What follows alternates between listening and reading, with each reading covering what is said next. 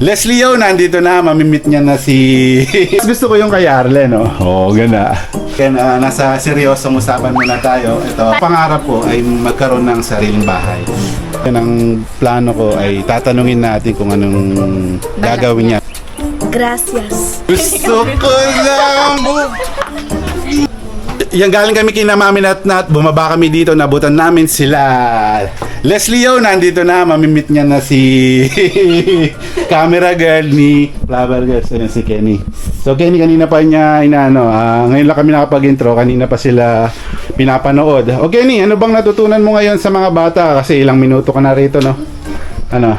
Nag-e-enjoy ako manood ng pagtitirintas nila. Ayan, so 30. So yan yung sa mga dahil kasi di ba ilang buwan ka pa lang dito. So maraming beses ko na nakita ang ganyan. Pero ano ba yung ginamit nilang pantusok kanina? Oh. Ito po yung tinik ng Cuerpo Spin nung nakaraang video natin. Yan yung cuerpo spin po. Ano kasi sa English yun? Yung cuerpo spin? Nakalimutan ko rin. Alam mo yan. Nasa dila mo na. Déjame, voy a buscar que me trenza. Piggy. Basta nasabi yun sa harap ni... O yan, comment na lang. Okay, comment yun na lang po kung Nakalimutan ni Ken, comment nyo na lang. Yan si Madam Kang nandito rin. Oh, Madam Kang. Madam Kang. Buenas tardes por ahí. Yes. So may marami tayong magandang balita ngayon about sa mga taniman, about kay Leslie. Oh! Yan, so isa ng pamilya si Ken dito. Leslie. Se llama Tia Kenny. Sí. Ken, Tia Ken. Está a colaborar ahora en Calotón aquí. Tia Ken. Se llama tía Ken. Ken. Yeah, Ken. Oh, first time mo ma-meet na. Si Leslie. Leslie. Si Leslie Yo. Porque yo llamado Leslie Yo porque cuando se llama Madame Kang su nombre Leslie Yo se hace así. Por eso. Por eso Yo llamo a Leslie. Leslie. el mismo. Por eso ahora Leslie Yo se llama. Leslie.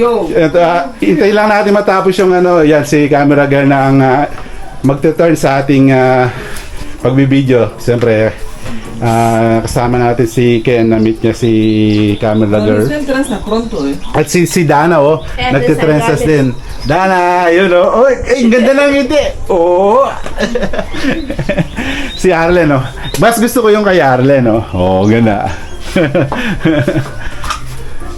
Ken, papatrensas ka ba? Que te trense. Pero malambot. So may nakita rin ako ditong bato. So marami rin kakaiba na napansin ako ngayon. Madam Kat, ¿cómo se hace este? ¿Qué va a hacer con este de arriba? Piedra. Ese. Se puede moler con ello cualquier, aunque picante. Se muele ese. ¿Tú sabes en Philippines qué hace con este piedra? Se hace así. ¿Cómo? Atrás, con cuerpo así. Masaje. Panghilod. Nosotros aquí. Di ba ganun? Dito pala yung inaano yung bawang, pangdikdik. Kay Mami Nat nga gamit niya baon ng nyog. Leslie Yo, kumusta to bakasyon in Sangay? Bien. So may konting ano lang siya, parang kataro, yung parang bungad. Anong tawag kasi doon, Ken? Bungad yung sa Tagalog. Parang may malapit na siyang umubo. Parang paano na siya Trangkaso. Kasi kaya seray in Sangay. Algunas veces vamos a pasear los sábados y los domingos. Yo solía irme a la catequesis. Después de salir, cuando solía haber cumpleaños, solíamos ir. Y algunas veces también vamos a la playa. Si Leslie. Ito na, after 1 month, may pinapakamukha daw sa mga anak ni... Again, anong iniisip mo? Iniisip ko Kakalbuhin ka daw ni Madam Tang. Wag. So, ano muna tayo, Ken? Nasa seryosong usapan muna tayo. Ito, Paano seryosong usapan? kailangan yung umiiyak. Tumutuloy yung luha. Wait lang, nalagyan ko na. Maghiwa ka ng sibuyas. Wag, magbe-break kami. So yun nga pala, seryoso muna tayo. Kasi naikwento na rin na kamakailan ni Ken, yun nga, siyempre, nakatira kami sa isang compound lang. And then yung marami na ako nalaman about sa kanya, siyempre sa buhay namin. Yun nga, si Ken ay bukod sa lagalag siya. Sobrang lagalag. Nakapunta ng Africa. Hindi, ang ano ko lang sa kanya kasi ilang company na ba yung pinagtrabahuan mo sa Pinas? So, at age of 33 ka na, di ba? Oo. Nag-start ako magtrabaho at age of 19. 19. So, 19 ako. Hindi pa ako graduate ng college, nag-work ako as cashier sa isang mall sa Kalibu, Aklan. okay. After nun, pumunta ako ng Palawan. Naging kusinera ako sa isang... Kusinera ka pala talaga. Kaya, kusinera ako sa isang Pearl Company mahilig ka Farm. talaga magluto din. Pearl Company Farm sa Palawan. Mhm. Sumunod nun, napunta ako ng Manila. Naging accounting assistant ako sa isang hotel. Sa isang hotel. After nun, naging isa akong accounting staff. Naging accounting officer ako sa isang mortgage company naman sa Manila. Then after nun, naging accounting officer ako sa isang IT company sa Manila din. Then, nag-try akong mag-BPO. Accounting assistant din naman ako. Accounting assistant din ako doon. Then, naisipan kong mag-abroad. Kaya nandito ako sa Africa. So yun, speaking of, dami mo na palang pinanggalingan. So kahit sa Pilipinas, di ka rin mawawala ng trabaho doon na medyo maganda-ganda, di ba?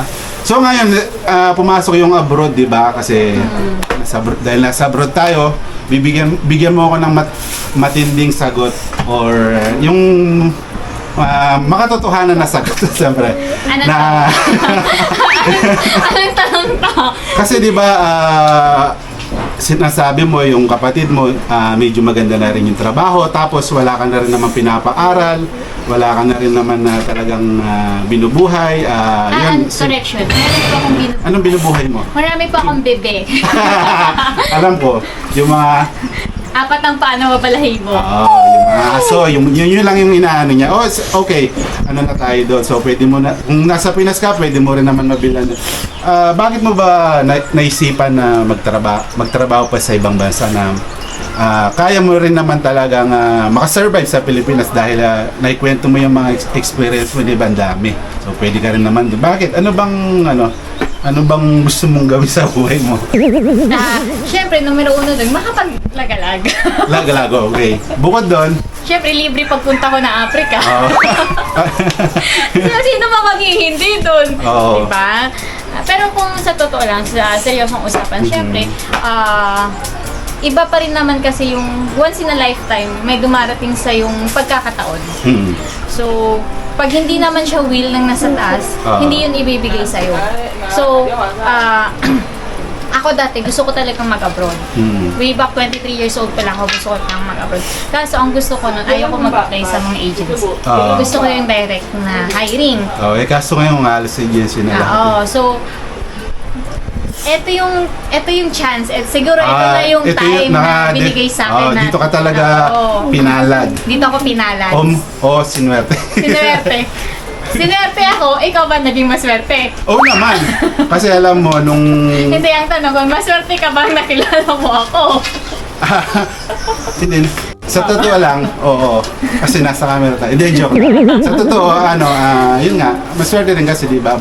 Bukod sa makulit ka sa bahay, then yun. Dito, nagulo yung buhay ko, yung tahimik. Tapos dito, mahilig ka rin sumama sa vlog, di ba? Yan, pumunta dito, kung ano yung, parang halos magkatulad tayo ng hilig. So, sa akin din naman kasi, alam naman ng mga kalus, ako kasi, umalis ako sa Pinas, 10 months pa lang si Sophia, kalong-kalong. Talagang required o talaga kailangan ako mag-abroad kasi ang pangarap ko ay magkaroon ng sariling bahay. Kaya yun, talagang bumalik ako ulit ng abroad kasi dati ako Saudi tapos ito Africa. So baka ikaw may mga gusto kong gawing sa bukod sa travel. So kasi hindi ka na babata, hindi ka na baka gusto mo nang Babata pa rin tayo, i-edad lang natin yung hindi. oo.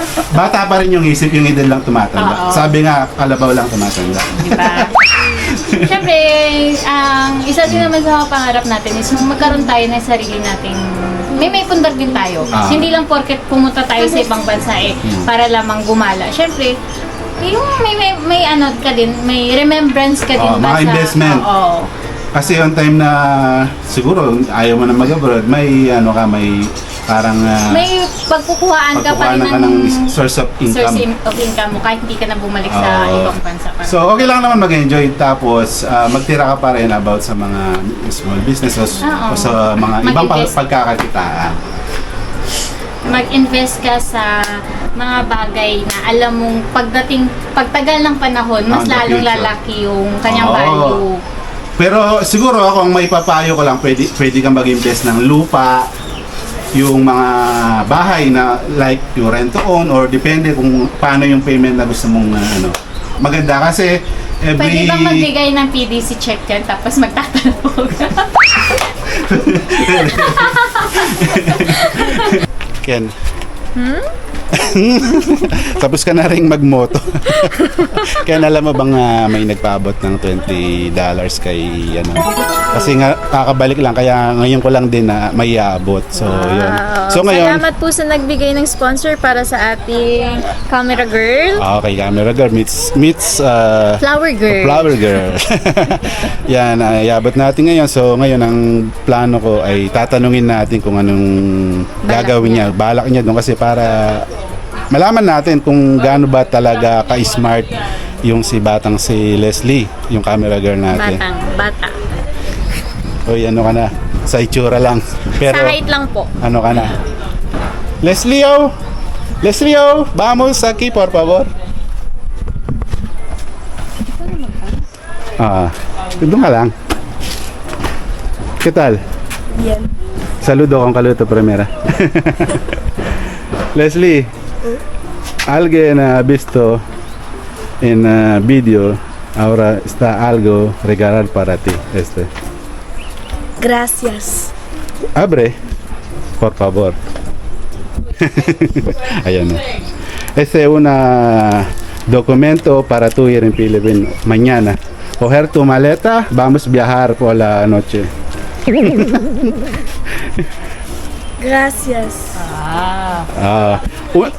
No, no, ese ha dado una señora filipina.